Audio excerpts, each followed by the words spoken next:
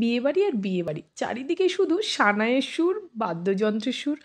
আর আমরা আজ চলেছি আবারও একটি বিয়ে বাড়ির নিমন্ত্রণে। আমরা তো রেডি হয়ে গেছি, আর আমার পুচকিটা একদম ব্যাগ নিয়ে যাওয়ার জন্য রেডি। তো ফাইনালি আমরা বিয়ে বাড়িতে চলে এসেছি, আর এসে একদম সকলে মিলে ফুচকা স্টলে ভিড় জমিয়ে নিয়েছি। আমরা সকলেই এক এক করে ফুচকা খেয়ে নিলাম, আর ফুচকাটা কিন্তু দারুণ টেস্টি ছিল, কারণ একটা আনকমন আচার দিচ্ছিল, যেটা ভীষণ ভালো লাগছিল খেতে। এরপর চলে গেলাম কফি স্টলে, আর কফি স্টলে কফি একটু খেয়ে নিলাম, কারণ শীতের সময় একটু গরম গরম কফি পেলে কিন্তু বেশ ভালো লাগে। এরপর চলে গেলাম ফার্স্ট ফ্লোরে, কারণ সেখানে বিয়ের আয়োজন হচ্ছিল।